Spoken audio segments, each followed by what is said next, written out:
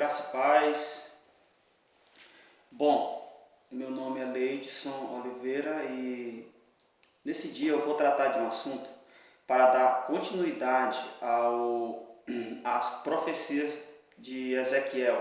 No meu último vídeo eu tratei da profecia do capítulo 36. Hoje eu vou falar um pouco sobre o capítulo 37, um texto bem conhecido, muito pregado por muitos, que é sobre a visão de um vale de ossos secos. Eu vou fazer uma pequena relação sobre essa profecia que foi cumprida no período do profeta, mas uma relação também dessa palavra profética com os dias atuais, porque você vai ver que existe uma ligação muito interessante e muito importante com o Israel de hoje. Ok? Vamos ler o texto, vamos ver o que é que diz aqui. Veio sobre mim a mão do Senhor, e o Senhor me levou em espírito, e me pôs no meio de um vale que estava cheio de ossos, e me fez andar ao redor deles. E eis que eram muito numerosos sobre a face do vale, e estavam sequíssimos. E me disse, filho do homem, poderão viver estes ossos? E eu disse, Senhor Jeová, tu o sabes. Então me disse, profetiza sobre estes ossos e dize-lhes, ossos secos, ouvi a palavra do Senhor. Assim diz o Senhor Jeová a estes ossos, eis que farei entrar em vós o Espírito e vivereis. Ok, até aqui por enquanto. Queridos, não é surpresa para ninguém que essa profecia, quando ela foi feita, Israel, ou seja, os judeus estavam exilados na Babilônia. Então, o panorama para o profeta da terra era uma terra desolada, uma terra destruída, e os judeus estavam então sem nenhuma perspectiva de voltar para a sua terra natal. Então, não havia esperança nenhuma para aquela nação até então. A grande questão aqui, a grande chave, é que Deus já havia falado por meio de Moisés sobre essa profecia, sobre essa questão da obediência ou não dos judeus à palavra do Senhor. E Deus já tinha dito isso, que eu até falei no outro vídeo, sobre a questão da obediência dos judeus à lei do Senhor. Então, como eles não foram obedientes, então eles estavam agora o quê? Eles estavam sendo exilados na Babilônia. Mas a palavra era que Deus iria restituí-los à sua terra natal, que era Judá. Deus iria trazer eles de volta, aqueles ossos sequíssimos, aqueles cadáveres, tal, sem vida, e Deus mandou o profeta Ezequiel profetizar e para que o Espírito de Deus ele se movesse no meio daquela nação e de uma certa forma eles viessem para a sua terra natal, e como nós sabemos foi isso que exatamente aconteceu. Quando o Império Babilônico caiu e que se levantou o Império Medo-Persa, por decreto de Ciro, se não estou enganado, os judeus eles puderam voltar para a sua terra natal. Então ali foi um cumprimento. Deus ele trouxe eles de volta, trouxe ele de volta da sua sepultura, que era a terra estrangeira, era a nação estrangeira aos quais os judeus estavam ali exilados. Então isso foi um cumprimento. Porém, no meu ponto de vista e também no ponto de vista de muitos estudiosos sobre esse texto, essa palavra ela tem um alcance até maior do que apenas este. Essa palavra foi cumprida no tempo do profeta? Foi, sim. Agora lembre-se que assim como a profecia de Moisés em Deuteronômio, ela teve vários cumprimentos, como eu até falei no vídeo anterior, sobre a Síria, sobre os babilônios mesmo, quando os judeus não foram obedientes, então sempre que eles não foram obedientes, eles foram castigados, eles foram levados cativos, eles foram espalhados pelas nações. Da mesma forma, no ano 70 depois de Cristo, os judeus, por não aceitar o seu Messias, Jesus, e por desobediência, eles foram mais uma vez espalhados e definitivamente, né, espalhados por todas as nações. E essa é uma história que todo mundo conhece. Os judeus no ano 70 foram expulsos de sua terra pelos romanos e passaram quase 2000 anos entre as nações espalhados. E por incrível que pareça, eles não se desfizeram como uma nação, etnicamente falando. Eles mantiveram a sua nacionalidade, a sua identidade, o seu culto, a sua adoração a Deus, porque eles tiveram a consciência de que eles estavam exatamente sendo castigados pela desobediência à palavra do Senhor. Não ainda ao reconhecimento ao Messias, porque essa conversão ela só virá na grande tribulação. Essa conversão em massa dos judeus, mas de uma certa forma eles estavam reconhecendo que era a mão de Deus que estava sobre eles e eles passaram todos esses séculos longe de sua terra natal. Agora, chega a um episódio que chocou o mundo. Eu vou aqui tocar nesse assunto. Quando eu olho esse texto do vale de ossos secos, em que os judeus estavam espalhados por entre as nações, tal, etc. Sabe o que me vem à mente imediatamente? É o Holocausto nazista. Não esqueçam que Hitler ele criou vários campos de concentração para que ali fossem aprisionados homossexuais, ciganos, né? E também judeus. E como a história ela nos conta, mais de 6 milhões de judeus foram mortos pelos nazistas na Segunda Guerra Mundial.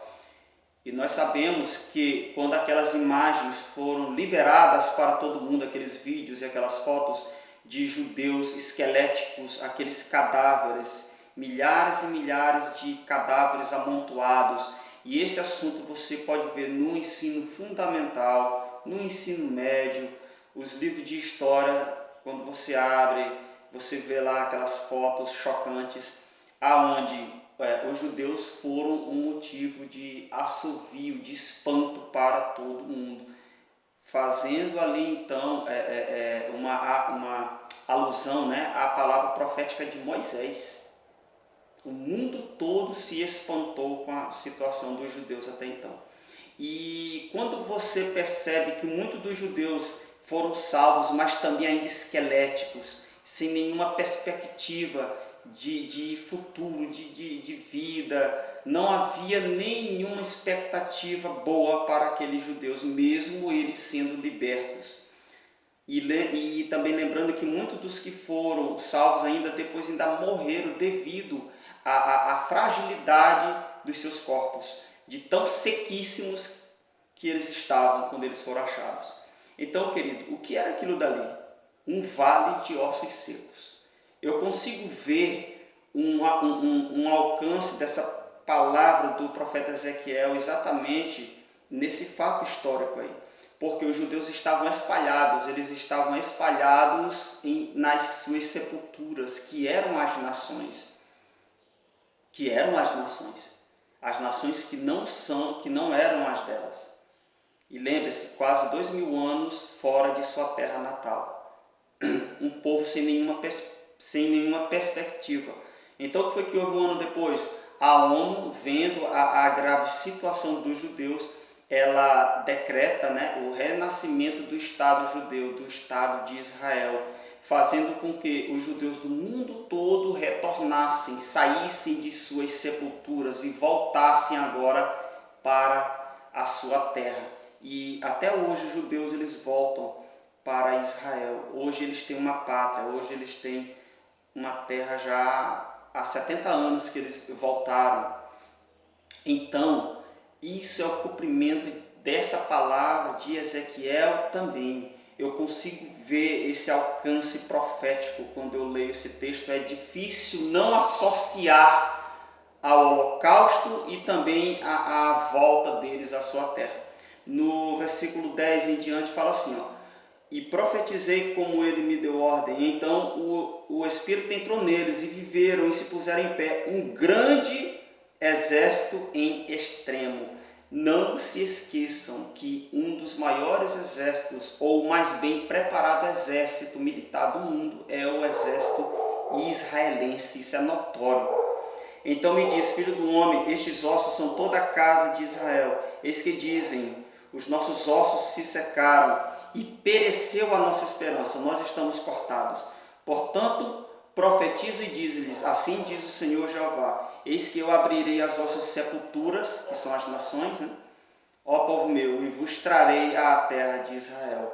Então essa palavra, ela se cumpriu no tempo, é claro, do profeta, mas também essa palavra profética, ela se cumpriu há algumas décadas atrás, com o fim da Segunda Guerra Mundial e após o espanto que foi o Holocausto nazista, para que todo mundo visse como que os judeus eles foram tratados e eles foram castigados com a permissão, é claro, do próprio Deus.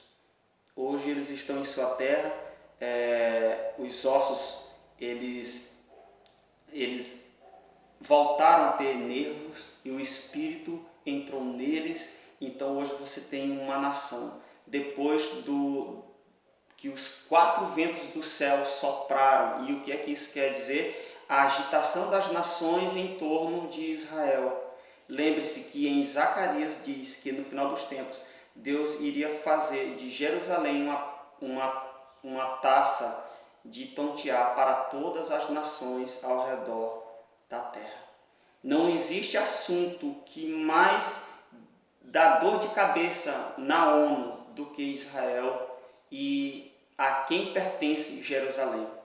Não esqueça que essa questão ela vem exatamente desde 48 e até hoje. Então você tem uma discussão que é profética, está na Bíblia, nada foge do controle de Deus. Tudo está determinado na palavra profética do Senhor. Por isso que é preciso que a igreja ela tenha uma atenção maior à palavra profética. A palavra profética que foi profetizada pelo próprio Deus, muitas porções da palavra ainda estão para se cumprir.